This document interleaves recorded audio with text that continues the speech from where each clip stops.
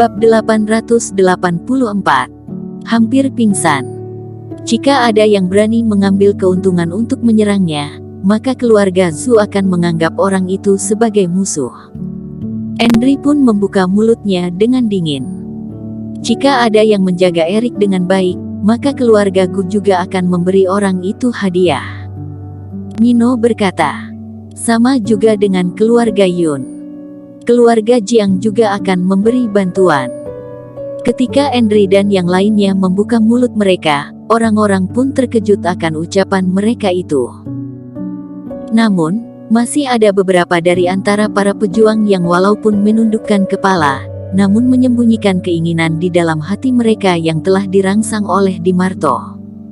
Erik adalah orang terhebat kedua dalam daftar pahlawan. Sehingga jika ada orang yang dapat membunuhnya, bahkan ketika dia terluka parah, maka orang itu akan menjadi terkenal. Lagi pula di sini tidak ada orang yang tidak mau menjadi terkenal. Terlebih lagi mereka juga tidak percaya bahwa keluarga Zhu dan yang lainnya akan menyerang mereka setelah kematian Erik. Selain tawaran menarik yang diberikan Di Marto, harta karun di ruang penyimpanan Erik juga memikat hati. Usai membunuh Erik, kemudian tidak menagih keluarga Zhao untuk mendapatkan hadiah yang ditawarkan, juga tidak membiarkan orang lain tahu bahwa aku yang telah membunuhnya, maka itu juga merupakan sebuah keuntungan jika dapat memiliki cincin penyimpanan Erik. Banyak orang yang berpikir, masing-masing dari mereka berbagai macam ide yang berbeda. Pada saat ini, pusaran itu tampak sangat besar. Terdapat pancaran cahaya lembut yang keluar jatuh pada tubuh beberapa pejuang. Mereka yang dibungkus oleh cahaya itu menghilang dalam sekejap mata. Erik, kami pasti akan segera menemukanmu. Kamu harus bertahan. Sebelum menghilang, Ye Zun pun tidak dapat menahan tetapi berteriak. Erik pun mengangguk, seberkas cahaya itu datang ke arahnya. Dia hanya dapat merasakan kegelapan yang ada di depan matanya, dan suara yang ada di telinganya itu menghilang dalam sekejap. Setelah itu Erik dapat merasa ada kilatan cahaya yang terus-menerus melintas di depannya. Dia seakan-akan sedang melintasi terowongan luar angkasa. Setelah terbang dengan kecepatan tinggi, beberapa saat kemudian terdengar suara menderu pada telinganya. Sampai tampak ada pemandangan nyata yang muncul lagi, dia telah sampai di sebuah hutan lebat. Setelah mendarat, Erik melihat ke sekelilingnya.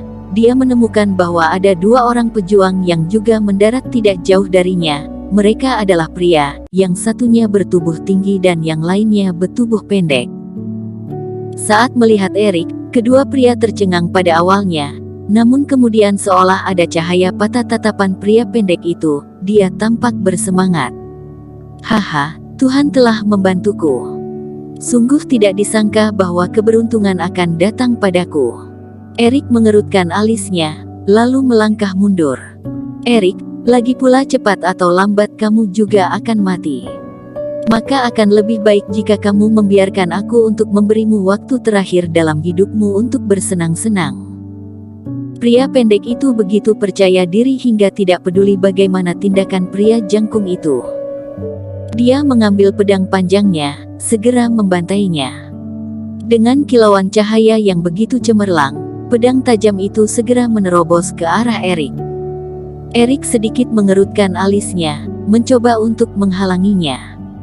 Tetapi pada saat ini, luka di dalam tubuhnya semakin parah, sehingga Erik pun semakin melemah, reikinya pun telah hancur. Buk! Pisau tajam itu mengenai Erik, dia pun terpental jauh, bagaikan meteor yang telah jatuh, segera terbentur dengan pepohonan dan bebatuan. Kemudian dengan keras terjatuh ke tanah, terdapat darah yang muncul pada sudut mulutnya.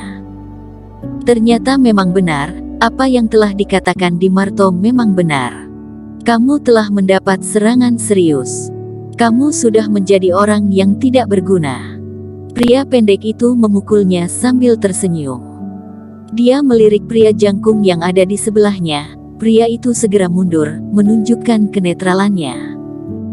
Pria pendek itu tersenyum, lalu berjalan selangkah demi selangkah mendekati Erik. Jika kamu pergi sekarang, aku dapat menganggapnya seolah-olah tidak ada yang terjadi. Erik menarik napas dalam-dalam, lalu perlahan-lahan bangkit berdiri, berkata sambil menatapnya. Haha, ini sungguh konyol. Jelas-jelas kamu sudah menjadi lemah seperti ini. Apa yang bisa kamu perbuat lagi untuk menakut-nakutiku? Pria pendek itu tertawa, lalu mengayunkan pedangnya lagi. Pergilah ke alam baka. Pria pendek itu meraung. Sementara itu, pada saat yang bersamaan, Erik menggelengkan kepalanya, lalu tiba-tiba mengangkat jarinya. Pria pendek itu merasa getaran pada tanah. Tanpa adanya aba-aba, tiba-tiba muncullah sesosok dengan tubuh yang gelap terbang menghampirinya, lalu kemudian memeluknya dengan erat. Situasi yang berubah secara mendadak ini membuat wajah pria pendek pun juga dalam sekejap berubah. Dia bahkan tidak tahu sejak kapan Erik menyembunyikan pupet itu. Ketika melihat sosok hitam itu, juga kedua mata merahnya, dia dapat merasakan bahaya, sehingga dia pun tidak bisa menahan, namun berteriak karena panik. Pada saat ini, dia baru sadar bahwa ancaman Erik bukanlah ucapan semata, namun ini sudah terlambat. Buk! Erik mengedipkan matanya dengan dingin, dia sungguh tidak ragu-ragu. Semua orang yang ada di sini merupakan 100 pejuang kebanggaan yang berbakat. Jadi Erik tentu tidak akan meremehkan salah satu dari mereka. Terlebih lagi, dengan kondisinya saat ini, dia harus membuat keputusan cepat dengan cara yang paling kejam. Pria pendek itu meronta, tetapi pupet fase kesempurnaan itu memeluknya dengan sangat erat, kedua matanya semakin memerah, tubuhnya pun semakin membesar. Terdengar suara deruan yang begitu keras, pupet itu meledak, dalam sekejap Reiki itu terbang ke langit, tampak ada asap yang mengepul ke atas. Pria pendek itu telah hancur bersama dengan boneka itu, dalam sekejap berubah menjadi abu, tidak menyisakan daging atau darah. Ekspresi pada wajah pria jangkung itu tiba-tiba berubah. Tanpa diduga, Erik yang sedang terluka parah dapat membunuh pria itu hanya dalam hitungan detik. Bahkan dia sungguh teguh pada pendiriannya, tidak memberi kesempatan kedua pada pria itu. Melihat tatapan Erik itu, hati pria itu sedikit bergetar, dia tampak bingung. Erik, aku tidak melakukan apapun padamu. Jadi jangan menyakiti orang baik yang tidak bersalah ya. Orang baik. Erik tertawa dingin, menunjuk kamu sungguh pandai berkata-kata iya. Alasan pertama mengapa kamu tidak menyerangku ialah karena kamu tidak berniat menunjukkan kekuatanmu pada kami, kamu ingin bermain aman. Alasan keduanya ialah kamu tidak dapat menggunakan kekuatanmu sebelum formasi itu terbentuk. Terlebih lagi, saat ini kamu telah dengan sengaja berpura-pura untuk menjadi bingung. Kamu mencoba membujukku untuk masuk ke dalam jebakan yang telah kamu siapkan. Erik tertawa dingin. Dalam sekejap wajah pria jangkung itu menjadi masam karena Erik telah mengetahui rencananya itu. Erik mengulurkan tangannya lalu terdapat boneka lain muncul lagi di depannya. Jika kamu ingin bertarung, kamu dapat melakukannya sekarang. Erik berkata dengan dingin. Ekspresi pada wajah pria jangkung itu berubah. Melihat Erik yang tampak tenang, lalu juga menatap sisa-sisa debu yang pria pendek itu tinggalkan, dia menggertakkan giginya, segera melangkah mundur, melarikan diri ke dalam hutan. Ketika Erik melihat pria itu pergi, ekspresi pada wajahnya sama sekali tidak berubah. Dia tetap berdiri di tempat yang sama, sampai pria itu benar-benar telah pergi. Kedua kakinya pun menjadi lemas, Erik berlutut sambil mengembuskan napas, kemudian keringatnya berjatuhan, dalam sekejap pakaiannya pun menjadi basah. Erik baru saja telah menahan rasa sakit pada tubuhnya, dia berpura-pura untuk menghadapi mereka dengan kuat. Lalu pupet yang ada di sebelahnya adalah yang terakhir.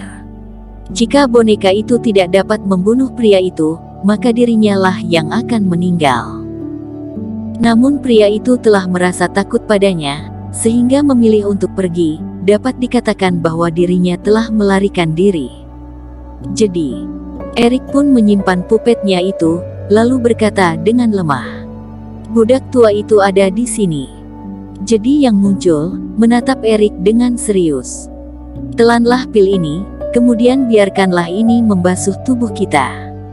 Lalu cepatlah bergerak, kita akan pergi ke bagian terdalam pegunungan, lalu mencari tempat dengan monster paling banyak, kemudian membiarkannya memakanku." Erik menarik napas dalam, dia dapat merasakan guncangan pada tubuhnya, kelopak matanya pun terasa berat, seolah dia hampir akan pingsan. Setelah terjadi ledakan pada pupet tadi, saat ini tubuh Erik terasa begitu lemah, menyebar dari sumsum tulang belakang, seperti ada gelombang yang hampir akan melahapnya. Bersambung. Terima kasih telah menonton video ini sampai akhir. Jangan lupa subscribe dan nantikan kisah episode selanjutnya hanya di Novel Story. Salam.